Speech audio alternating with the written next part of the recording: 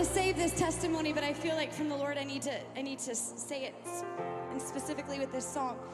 So 2 weeks after my dad lost his sight in his right eye, which we're still believing the Lord for, and I believe he's going to be healed fully.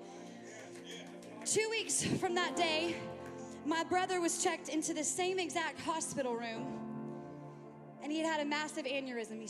He was 39 years old. And he had this massive seizure, shattered one of his shoulders. Both of them came out of sockets. And how many of you know, an aneurysm, we don't mess with those. It's a really big deal. But I remember driving with my husband. We drove my sister-in-law up to the hospital in Atlanta. It was also really hard to get him into a hospital just because of the situation right now with all the hospitals. They're pretty closed. So we were driving to the hospital in Atlanta to meet with the doctor, and we're talking to the doctor actually on the phone.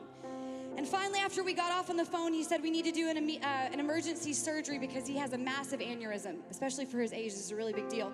So he said, go ahead and operate. And I remember we pulled off into this random church in Atlanta. I still don't know what church it was, but it was an empty parking lot, and all of these cars were driving back and forth. And I had this moment. I said, okay, God, I've sang about your healing power. And I have, to some degree, in many ways, experienced your healing power. And I thought, okay, where is my faith? I love to sing and I love to shout, and I believe heaven responds to it. And to be honest with you, I didn't care what I looked like at this point in my life, because my brother's life was on the line, and I know some of you guys have been there in some situations. And so I got out of the car, and I just started running up and down this parking lot, shouting the name of Jesus, saying, you are good, and your mercy endures forever. You are good, and your mercy endures forever. You are good, and your mercy endures forever. And I'm here to tell you, we're still believing that my dad is going to be healed. But at this point, my brother is fully well, fully healed, fully okay.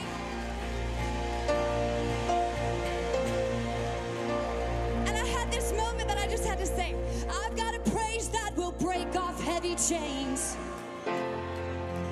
We've got a song that makes hell begin to shake. And while he was on the operating table, we've got a shout that brings dead men from their graves. We've got to let it out. We've got to let it out. We've got to let it out. We've got to let it out. No matter the situation, no matter the circumstance, no matter the situation, no matter the circumstance. Hey. Was it my shout that brought him back to life? No.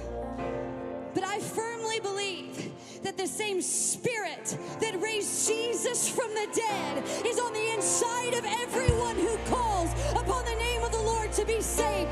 And so this is what I want to say to you. It doesn't matter how hard the situation. It doesn't matter how deep the pit. There is a God who breaks chains. There is a God who heals. There is a God who saves. And probably till I've gone on to glory, I will shout to the American church that there is a sound on the inside of you that breaks chains. There is a sound on the inside of you that causes principalities and powers to tremble. And I believe with where we are at in a nation, what is going on with our children, what is going on in our school systems, what is going on in our government, the only hope for America is that the same Spirit that raised Jesus from the dead is still living within the church. It's still breathing inside of people.